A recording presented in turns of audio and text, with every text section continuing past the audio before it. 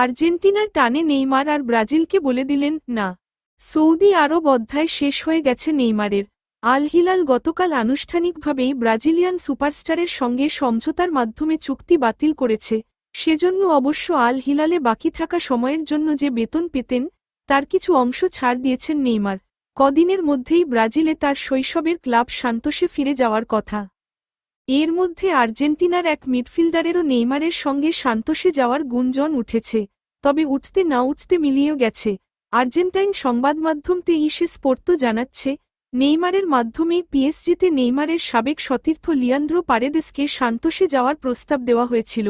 তবে Italian club Ruma ছাড়ার খুব কাছে থাকলেও পারেদেস সে প্রস্তাবে না বলে দিয়েছেন, কারণ তিনি অপেক্ষায় আছেন আর্জেন্টিনায় তার শৈশবের ক্লাব বোকা জুনিয়র্সের। বোকা জুনিয়র্সের জন্য এবারের জানুয়ারির দলবদলটা ফলপ্রসূই বলতে হবে। কার্লোস পালাসিওস, আন্দের এরেরা, রদ্রিগো বাত্তাগলিয়া, আলান ভেলাস্কোর মতো খেলোয়াড়দের দলে টেনেছে তারা। পারেদেসের ইউরোপ ছেড়ে আবার আর্জেন্টিনায়, আরও নির্দিষ্ট করে বললে বোকায় ফেরার গুঞ্জন তো অনেক পুরনো। পারেদেস নিজেই সবসময় কোনো একদিন আর্জেন্টিনায়, বোকায় ফেরার কথা বলেন। এই মৌসুমের শুরুতে ইতালিতে নিজের ক্লাব রোমায় মৌসুমের শুরুতে পারেদেস সেভাবে খেলার সুযোগ পাচ্ছিলেন না, পাশাপাশি তার বয়স হয়ে গেছে ৩০। সব মিলিয়েই এবার জানুয়ারিতে পারেদেসের বোকায় যাওয়ার আলোচনা জোর পেয়েছে। তবে গত নভেম্বরে ইভান ইউরিচকে সরিয়ে রোমা ক্লোদিও রানিয়েরিকে কোচ করার পর থেকে পারেদেস নিয়মিত একাদশে খেলছেন। তেইশে স্পোর্তো লিখেছে, মৌসুমের শেষ পর্যন্ত তাই অপেক্ষা করতে চায় না বোকা। নিয়মিত খেলার সুযোগ পেতে পেতে যদি পারেদেসের আরও ১-২ মৌসুম রোমায় থেকে তারপর বোকায় ফেরার পরিকল্পনা করে ফেলেন। ইতালিয়ান বিখ্যাত সাংবাদিক জিয়ানলুকা দি মার্জিও তো বলেই দিয়েছেন, পারেদেস রোমায়ই থাকছেন। বোকায় যাওয়ার খুব কাছাকাছি চলে গেলেও আপাতত সব আলোচনা বন্ধ আছে।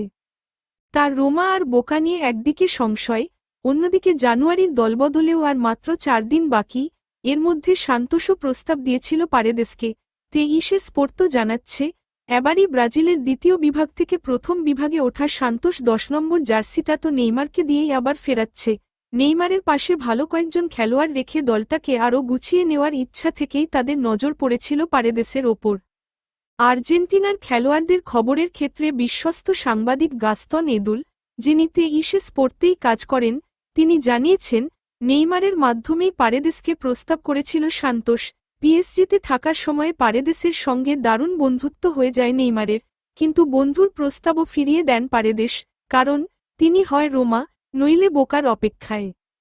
অবশ্য পরিস্থিতি যেদিকে এগোচ্ছে, তাতে জানুয়ারির দলবদল বা এই দলবদলেই নিয়মের ফাঁক গলে আরও ১ মাস বাড়তি সময় পেলে বোকা পারেদেসকে টেনে আনতে পারে দলে। আগামী পরশু ইউরোপা লিগে ফ্রাঙ্কফুর্টের বিপক্ষে গুরুত্বপূর্ণ ম্যাচ রোমার, সেজন্য এখনই পারেদেসের সঙ্গে ব্যক্তিগত চুক্তির আলোচনা অতটা জোরেশোরে এগোচ্ছে না।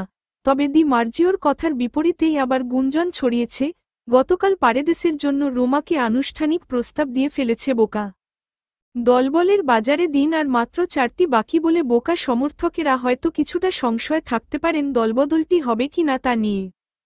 তবে এর মধ্যে আর্জেন্টিনার দলবলের বাজারের একটা নিয়মের ফাঁক সামনে এনেছে তেইশে স্পোর্তো, যে নিয়মের সুবিধা পেতে পারে বোকা। আর্জেন্টাইন ক্লাবটির মিডফিল্ডার মরিসিও বেনিতেস বেলজিয়ামের ক্লাব রয়্যাল আন্তোয়েপে যোগ দেওয়ার কথা। সেই দলবদলটি কোনোভাবে ৩১শে জানুয়ারি রাত ১২টার পর করতে পারলেই হল। বোকা আরও ১ মাস সময় পেয়ে যাবে বেনিতেসের বদলে নতুন খেলোয়াড় দলে টানার জন্য। সেই নতুন খেলোয়াড় হিসেবে বোকার চোখ কার দিকে, সে তো জানাই পারেদেস।